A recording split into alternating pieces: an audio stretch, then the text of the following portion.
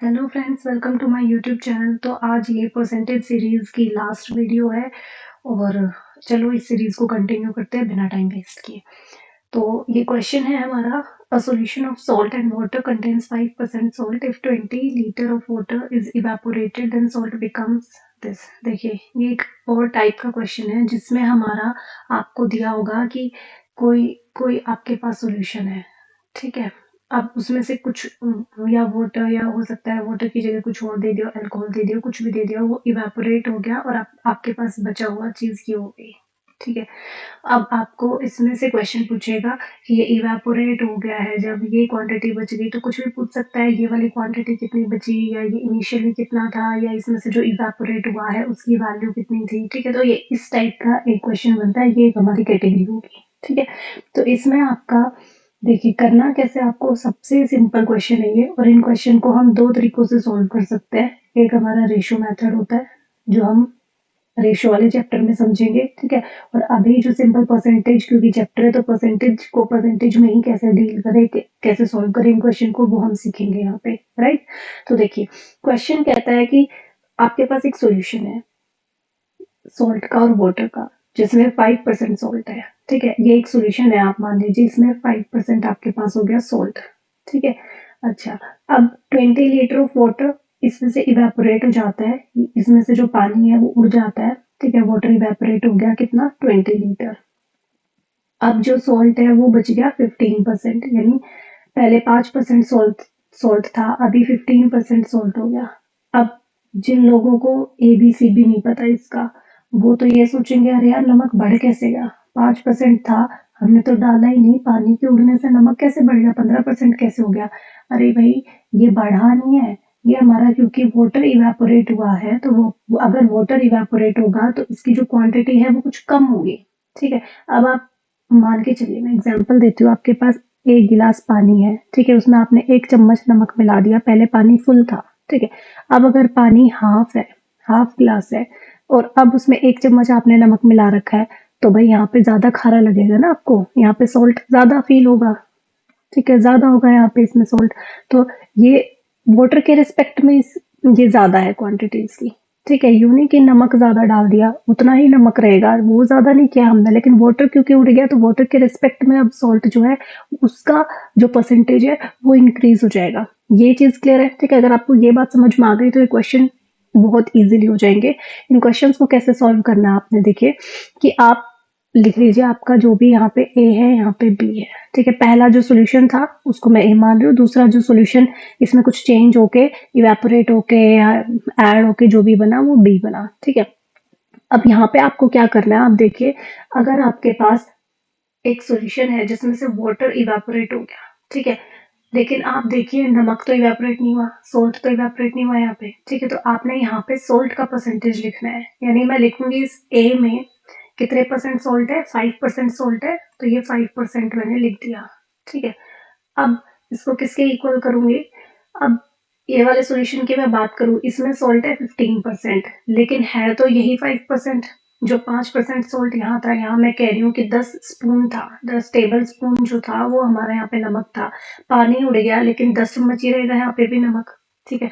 तो यहाँ पे जो नमक की क्वांटिटी है और यहाँ पे जो नमक की क्वांटिटी है, सॉल्ट की क्वांटिटी है, उनको मैं इक्वल कर सकती हूँ, ठीक है। तो इसलिए ये जो 5% सॉल्ट यहाँ पे था और 15% सॉल्ट जो यहाँ पे है बी में, इनको मैंने कर दिया इक्वल, ठीक है। क्यों, क्योंकि सॉल्ट इवेपोरेट नहीं होगा, सॉल्ट की क्वांटिटी दोनों में ही इक्वल रहेगी, तो इसलिए दोनों में सॉल्ट की परसेंटेज को हमने कर दिया इक्वल। क्लियर है, ठीक है। अच्छा, अब बस यहाँ पे आपने कैंसिल करना है, परसेंटेज से परसेंटेज कैंसिल हो जाएगा, यहाँ 5 से यह आ जाएगा 3, ठीक है। तो ए बाय बी जो है, इस बी को मैं यहाँ ले आऊं तो ये हो जाएगा 3/1, 3 तो यहीं पे ही है, यहाँ से कुछ नहीं है तो यहाँ इसके नीचे आ जाएगा 1। यहाँ तक क्लियर है, ठीक है। यानी अगर मैं कहूँ कि जो पहला मेरा जो ये सॉल्यूशन था, अगर वो 3 यूनिट है, तो उसके रिस्पेक्ट में दूसरा सॉल्यूशन है 1 यूनिट, तो यहाँ पे आप देखोगे कितना उड़ गया, यहाँ पे अगर मैं टोटल जो सोल्यूशन है 3 था, 3 से 1 पे आ गया, यानी कितना कम हुआ, 2 यूनिट कम हुआ, माइनस कर दो इनको, ठीक है, 2 यूनिट कम हो गया। और कम किस वजह से हुआ था, पानी के इवेपोरेट होने की वजह से, ठीक है। और पानी जो है वो कितना इवेपोरेट हुआ, ये वैल्यू इन्होंने दी हुई है 20, ठीक है। यानी हम कह रहे हैं हमारी 2 यूनिट इवेपोरेट हुई है, ये कह रहे हैं 20 लीटर इवेपोरेट हुआ है, इसका मतलब इस 2 की वैल्यू ये 20 है, ठीक है। तो हम क्या करेंगे, इस ये जो हमारा 2 है इसकी वैल्यू 20 के इक्वल कर देंगे, और इसने जो पूछा है वो मल्टीप्लाई कर देंगे। यानी इसने पूछा इनिशियल सॉल्यूशन यानी ए, ठीक है। ए हमारा कितना है 3, तो इसको किससे मल्टीप्लाई कर देंगे, 3 से, यहाँ कैंसिल करेंगे, तो हमारा आंसर आ जाएगा 10 इंटू 3 यानी 30, ठीक है, लीटर। क्लियर है, ठीक है। जरूरी नहीं है ये हमसे इनके डिफरेंस की ही वैल्यू दे, यानी कितना इवेपोरेट हुआ है, कितना कम हुआ, उसी की वैल्यू दे। हो सकता है इनिशियल सोल्यूशन की वैल्यू दे दे, इस 3 की वैल्यू दे दे, और फिर आपसे पूछे कितना इवेपोरेट हुआ है वाटर, या फाइनल सोल्यूशन की वैल्यू दे दे, इस 1 की वैल्यू दे दे, और कुछ भी पूछ ले, या तो इस इनिशियल सोल्यूशन की वैल्यू पूछ ले, या कितना इवेपोरेट हुआ उसकी पूछ ले, ठीक है। तो कुछ भी दे सकता है, लेकिन बस आपने ये मेथड याद रखना है कि जो चीज इवेपोरेट नहीं होती है आप उसकी परसेंटेज को इक्वल कर दीजिए दोनों साइड, ठीक है। बस यही था हमारे इसमें। अब आगे क्वेश्चंस जो है उनकी प्रैक्टिस कर लेते हैं। 12 litre of mix of acid and water contain 30% acid. इसमें देखिए ये कह रहा है मिक्सचर जो है वो 12 लीटर का है। इस बार इसने हमसे बता दिया कि ये 12 लीटर हम लेके चल रहे हैं, ठीक है। इसमें 30% जो है वो है हमारा एसिड, ठीक है। अब यहाँ पे कह रहा है how much litre of water should be withdrawn, कितना वाटर जो है वो विड्रोन उसमें से निकाल ले, ठीक है, ताकि एसिड 40% बचे। यानी अगेन इसमें से कुछ वाटर जो है वो हमने निकाल लिया, ठीक है, इवेपोरेट हो गया, निकाल लिया, और अब जो एसिड है वो बच गया 40%। क्लियर है, ठीक है। तो कौन सी चीज इवेपोरेट नहीं हुई है, वाटर तो हो गया, एसिड इवेपोरेट नहीं हुआ, एसिड को नहीं निकाला, तो दोनों तरफ एसिड का जो परसेंटेज है उसी को इक्वल करेंगे, ठीक है। तो इस सॉल्यूशन को मान लेते हैं ए, इसको मान लेते हैं बी, दोनों तरफ हमने इनको कर दिया इक्वल। क्लियर है, ये 30% ए इज इक्वल टू 40% बी हो गया। परसेंट से परसेंट कैंसिल हो गया, जीरो से जीरो कैंसिल हो गया, तो ये हो गया हमारा 3a is equal to 4b। Clear है। अब हमारा बी इस साइड आ जाएगा, और ये जो 3 है ये इस साइड डिवाइड हो जाएगा जाके, ठीक है। तो ए और बी का जो रेशियो है वो आ गया ये, बस हो गया। अब जो चीज दी है उसको कंपेयर करो, जो पूछी है वो निकालो, ठीक है। दिया क्या है, ये दिया है 12, इनिशियल सॉल्यूशन कितना था, और हम कह रहे हैं इनिशियल सॉल्यूशन हमारा ए है और वो है हमारा 4, यानी इस 4 की वैल्यू 12 है, तो इस 4 की वैल्यू आपको दी है 12, और आपसे पूछी है how much litre of water should be withdrawn, कितना वाटर विड्रॉ करे, कितना वाटर उसमें से निकाल ले। आपने कितना निकाल लिया, 4 से कोई चीज 3 पे आ गई, यानी आपने 1 यूनिट निकाल लिया, ठीक है। तो आपको इस 1 यूनिट की वैल्यू वो पूछ रहा है, तो 1 यूनिट की वैल्यू पूछ रहा है, मल्टीप्लाई 1 कर दे, इसको कैंसिल कर देंगे, तो ये हमारा आंसर आ गया 3 लीटर, ठीक है। क्लियर है, नेक्स्ट क्वेश्चन पे चलते हैं। A watermelon contains 90% water. After some time, it contains only 12% water. If now its weight is 50 kg, calculate the original weight. इतना परसेंट वाटर है, ठीक है। अब वाटरमेलन है, आपको पता है वाटरमेलन में क्या होता है, पल्प होता है और वाटर होता है। वाटर बहुत ज्यादा होता है, पल्प कम होता है, ठीक है। तो वाटर कह रहा है 90% है, पल्प कितना बचा भाई, अगर वाटर 90% है, कोई चीज 100% ही लेके चलता है, तो पल्प बचा 10%। क्लियर है। After some time it contains only 12% water. अब देखिए कुछ टाइम के बाद हमने उसको खाया ही नहीं, रखे रखा, वो सूखता गया, उसका पानी उड़ता गया, ठीक है। अब उसमें पानी बचा सिर्फ 12%, तो पल्प कितना हुआ, ये भी 100% ही लेके चलेंगे, ठीक है। तो पल्प कितना हुआ यहाँ पे 88%। ये चीज समझ में आई, ठीक है। अब देखिए जो सिखाया है किसको किसके इक्वल रखते हैं, जो चीज इवेपोरेट नहीं होती है, सिर्फ वाटर इवेपोरेट हो सकता है, पल्प तो उतना ही रहेगा ना, जो उसके अंदर गुदा है वो तो उतना ही रहेगा, सेम रहेगा।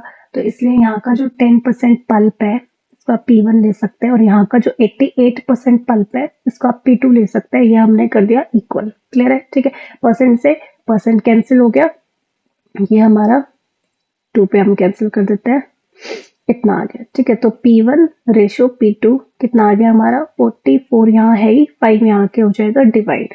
क्लियर है, ठीक है, ये आ गया। अब इन्होंने जो दिया है उसको कंपेयर करके जो पूछा है वो निकालेंगे।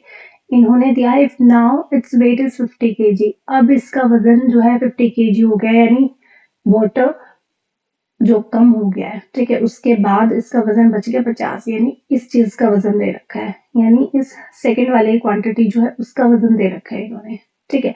तो ये 5 की वैल्यू आपको दे रखी है 50, ठीक है। और आपको पूछा क्या है, ओरिजिनल वेट पूछा है, यानी ओरिजिनल कौन सा है हमारा, ये ऊपर वाला पहले वाला, ठीक है। तो ओरिजिनल यानी आपको 44 की वैल्यू पूछी है, तो यहाँ पे कैंसिल कर देंगे और ये आपका आंसर आ गया 440 किलोग्राम। शुरू में 440 किलोग्राम था, पानी उड़ गया, अब बचा सिर्फ 50 किलोग्राम। क्लियर है, ठीक है। नेक्स्ट क्वेश्चन पे चलते हैं। फ्रेश फ्रूट कंटेन्स इतना वाटर है और ड्राई फ्रूट में इतना वाटर है। अब आपको इन क्वेश्चंस में एक सीधी सी बात जो याद रखनी है, जो चीज इवेपोरेट नहीं हो रही है, ठीक है, आपको सिर्फ उस पर फोकस करना है। तो यहाँ पे पानी पे तो फोकस ही नहीं करना। फ्रेश फ्रूट में जो हमारा पल्प था, ठीक है, फ्रेश फ्रूट ले लेती हूँ, मान लो ये है, इसमें वाटर है और इसमें पल्प है, गुदा है, ठीक है। अगर वाटर 68% है तो फिर पल्प कितना बचा हमारा, 32%, ठीक है। अब जो ड्राई फ्रूट है इसको हमने सुखा दिया, ड्राई फ्रूट बना दिया, और ड्राई फ्रूट में जो वाटर है वो है हमारा 20%, और जो पल्प है तो फिर वो कितना हुआ, 80%। और कंपेयर किसको करना है, जो चीज इवेपोरेट नहीं होती, जो फिक्स रहती है, ठीक है। पल्प जो है वो फिक्स रहेगा, तो पल्प जो है इसमें 32% है, इज इक्वल टू इसका जो 80% है उसके हम इक्वल रख के कंपेयर कर लेंगे इन दोनों को, ठीक है। तो यहाँ पे हमारा परसेंट से परसेंट कैंसिल हो गया, ये आ जाएगा हमारा 16 पे कैंसिल कर देते हैं, तो ये P1 रेशो P2 जो है वो हमारा आ जाएगा, यहाँ 5 है और यहाँ ये 2 डिवाइड हो जाएगा आके। क्लियर है, ठीक है। तो ये हमारा जो जो फ्रेश फ्रूट था, चाहे आप P1 से लिख लो चाहे इसको F से लिख लो फ्रेश फ्रूट के लिए, और ये ड्राई फ्रूट है, आप D से भी लिख सकते हो, ठीक है। आपको याद रहे कौन सा क्या है, तो ये फ्रेश फ्रूट है, ये ड्राई फ्रूट है, ठीक है। तो फ्रेश फ्रूट अगर 5 यूनिट है तो उसमें से पानी उड़ने के बाद बचा वो 2 यूनिट, सही मतलब हुआ, ठीक है। अब पूछा क्या है वो देखते हैं। How many kilogram of dry fruit can be made from 75 kilogram of fresh fruit.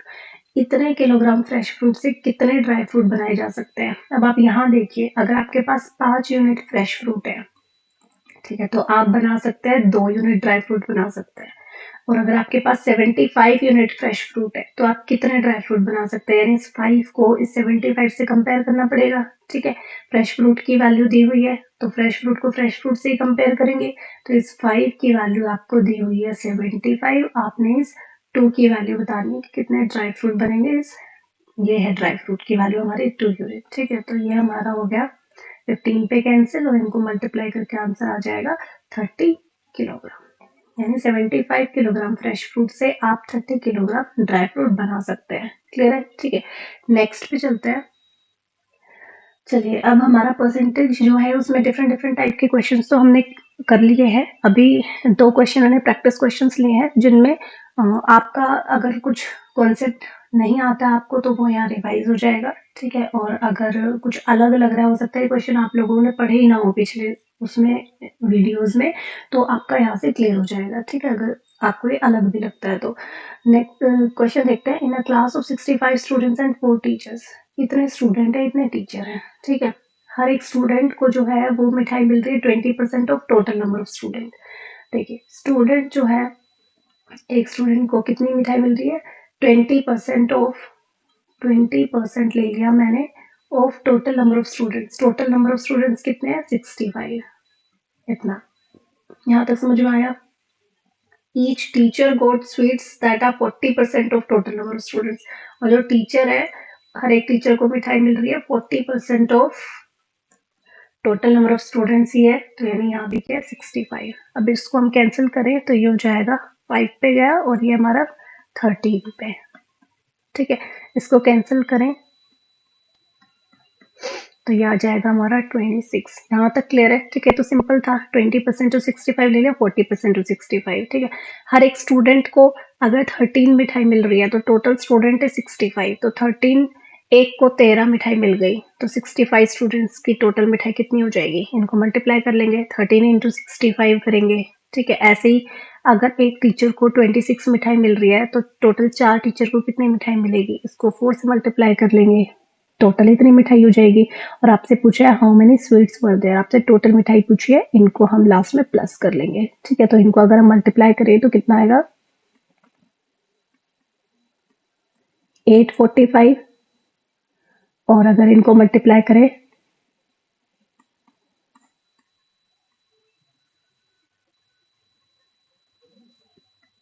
ये आपका आंसर आ जाएगा। ठीक है, क्लियर है।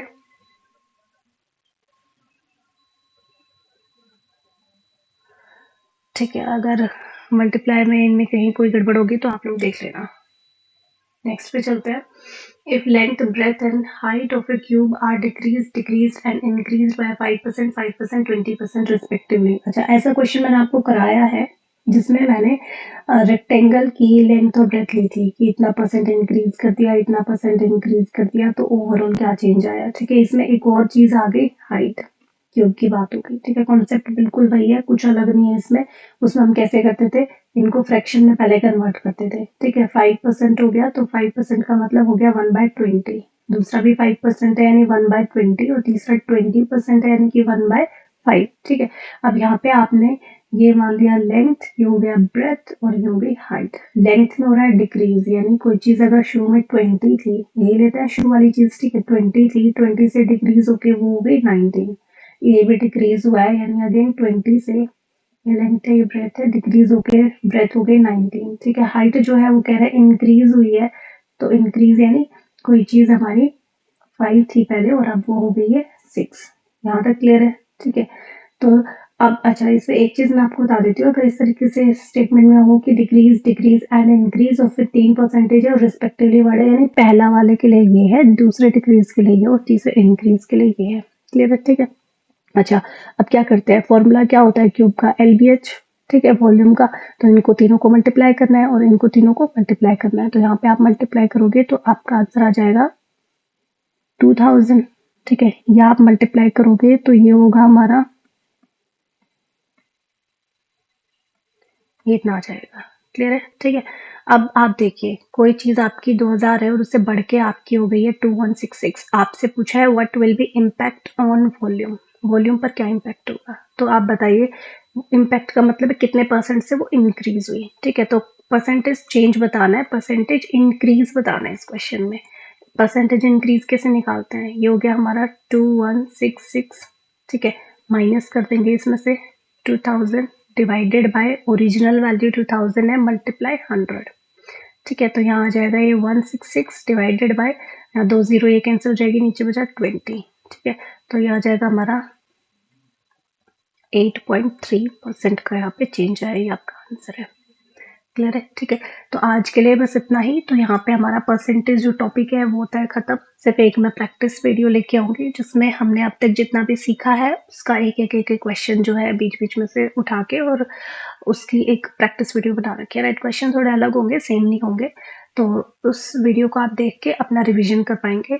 तो चलिए आज के लिए बस इतना ही। Thank you so much.